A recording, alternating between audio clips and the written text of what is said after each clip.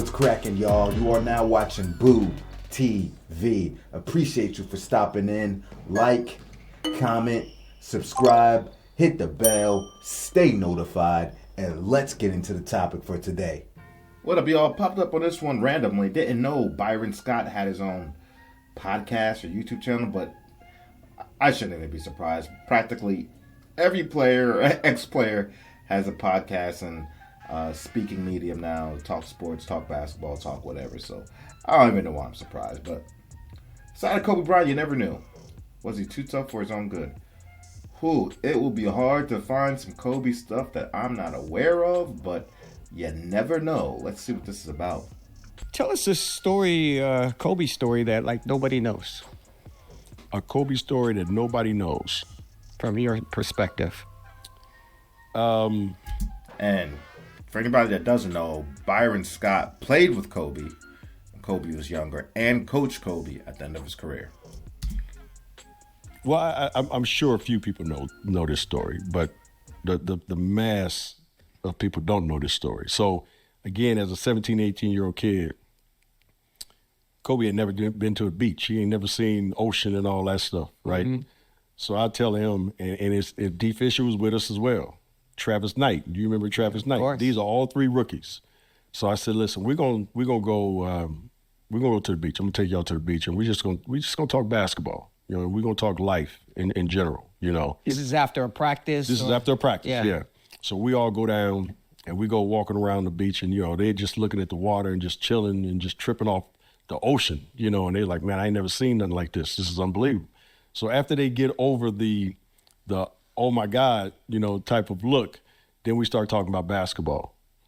And once we finish with basketball, and D. Fish, who we all know is how great he was, and how tough mentally and physically that he was, everybody left and it was just me and Kobe.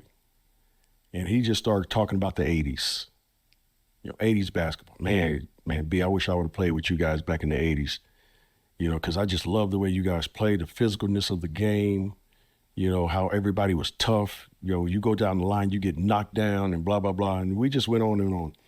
And I was like, yeah, you would have been great in the 80s. It would have been fun. I said, wait, hold up. I said, no, I'm glad you didn't play in the 80s. He said, why?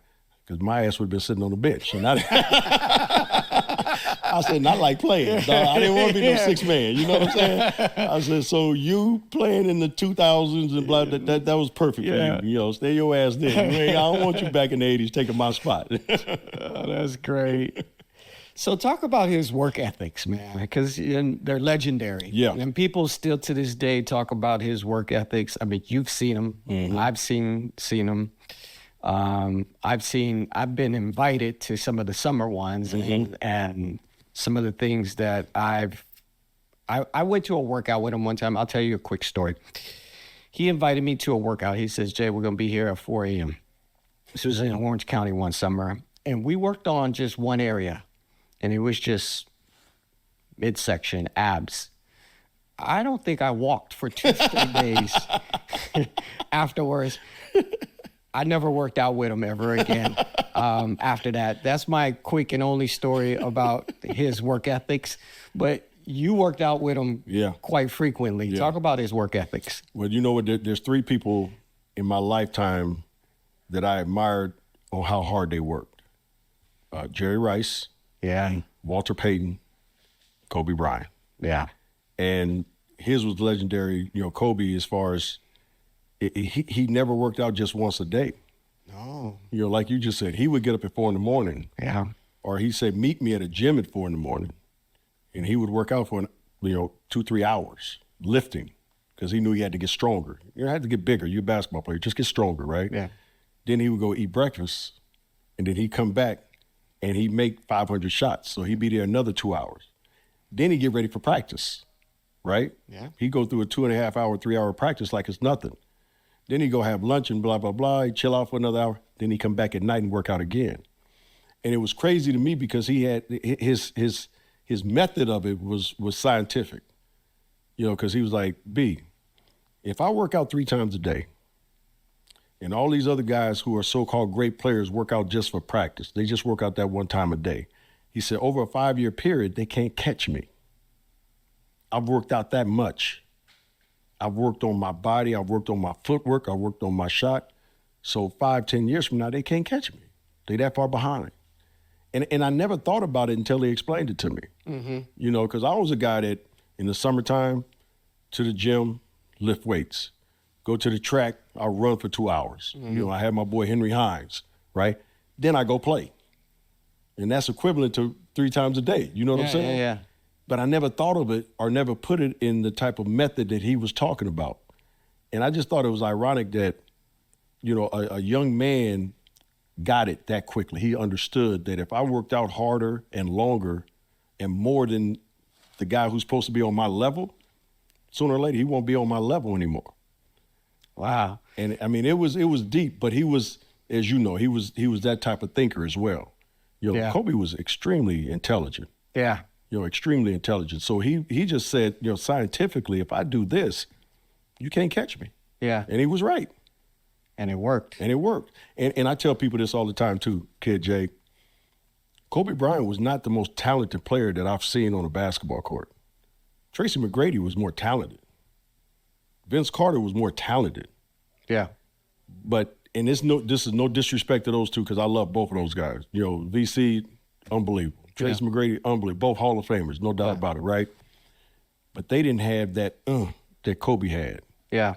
You know what I mean? Yeah.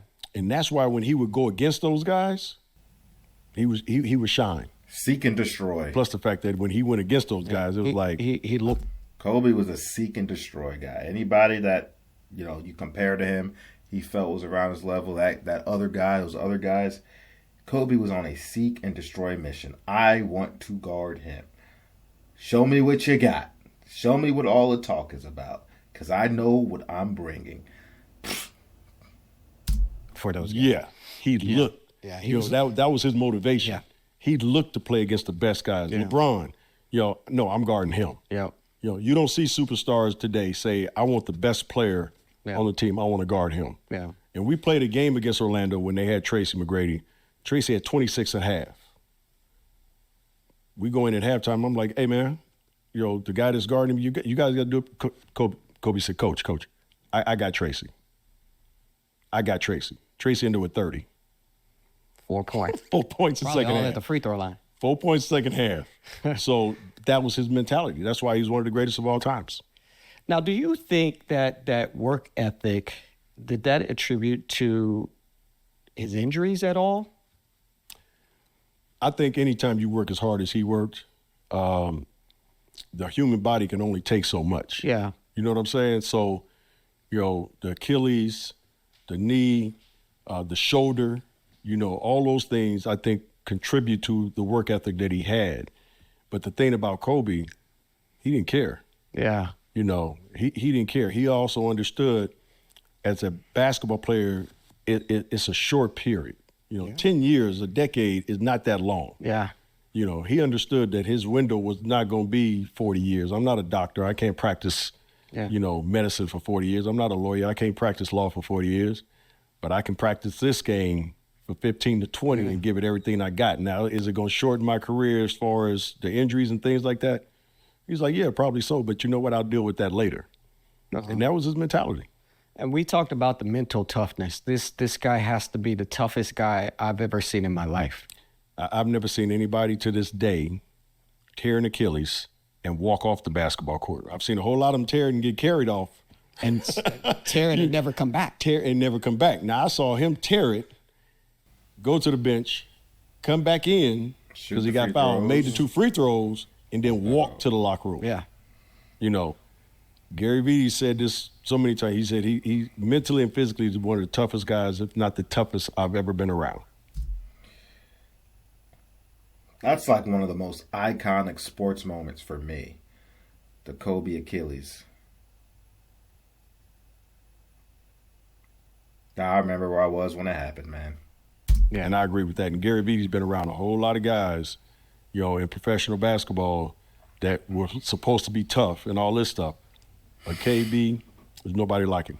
Yeah, I was around most of his career with the Lakers, and I've seen many, many injuries that he had.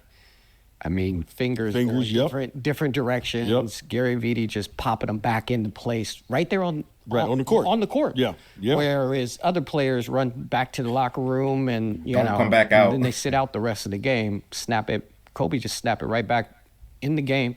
Walks in the game, shakes it off like it's nothing. Like it's nothing. Knees swelling up. Shake it off. Yeah. Goes right back into the game. Yeah. The other story that's crazy is I'm coaching him and we're in New Orleans, right? Kobe takes a shot, something happens, he comes down the court, and he's doing like this, you know. We go. Man, whoever's in the background while they're filming, they are way too loud. They don't even know it. Go down the court again. He didn't take a shot, but we come back and Gary Beatty says, B, you got to take him out. Something's wrong with his shoulder. So I call timeout. Kobe comes over. I said, KB, you all right? He said, yeah, I popped something in my shoulder. I said, all right, man, I got to take you out the game. He said, no, I'm good. Yeah, I got another one. Swear to God, I got another one. Right? Play left. Yeah. So we go down the court. He posts up. Poindexter was his name. 6'7". Quincy He Poindexter? turns around, fall away, left hand. Bam. Swear to, makes it, right? And when he made it, even Poindexter's like, what the hell? So he's running down the court, and he's still doing this with his right shoulder. So I take him out. I was like, KB, that's it. He's like, B, I'm good. I said, no, that's it, dog. That's it. Set him down. We go in after the game. Doctors come in. They say he separated his shoulder. He needs surgery. But he played literally 5 more minutes until I just said, no, KB. When he turned around and shot it left-handed, I was like, oh, no, I got to get him out. Took him to the back. Doctor said, yeah, he just separated. He needs shoulder. He's done for the year. Wow. But he just looked at me. I was like, man, your right shoulder? He's like, I'm good. I got another one. I'm good. That's the mental and physical toughness of Kobe being Bryant. The mentality of Kobe. Mentality. Never say die, never quit, never give up. That was him. Wow. We're going to talk a lot about Kobe. I want to go back to that beach comment. For those people that might think it's unfathomable that somebody could go, 18, 20 years, whatever, 17, 18, 19 years without ever seeing the beach, it happens to a lot of people. Especially people like, I'm just taking the United States, for example, that are that aren't, one of those coastal people that live in one of those coastal states that's just been landlocked their whole career. Not a lot of people travel when you break it down, especially travel long distances when you look at the total population. So, it's very possible, and it happens a lot. People go long periods of their life without ever seeing the ocean. Kobe was tough as hell, man. I've heard those stories before. I've heard a lot of Kobe stories, but it never ceases to amaze me, though. It's like Kobe and my dad are probably the 2 toughest mofos I ever seen. Throw Larry Bird in there, too. Michael Jordan, too. But yeah, I witnessed it my own eyes. A dude just playing through injuries. Like, people keep telling me, oh, man, he won championships with messed up fingers. You see the tape on his broken finger, dislocated finger, lacerated fingers? And he's out there shooting the ball? So many times he's had to alter his form to play with the messed up hands and fingers, and people sit here and criticize him for shooting 45, 47% from the field as if that's horrible. And do you see this guy's fingers? You see the casts on his fingers? You got people that completely healthy that can't shoot like Kobe could shoot, score like Kobe could score, without having the defensive attention that Kobe gets. Get the hell out of my face, man. Y'all crazy. I seen it with my own eyes. All the injuries this guy's playing with, man. It's nuts. It's nuts. I look at stuff like that too, man.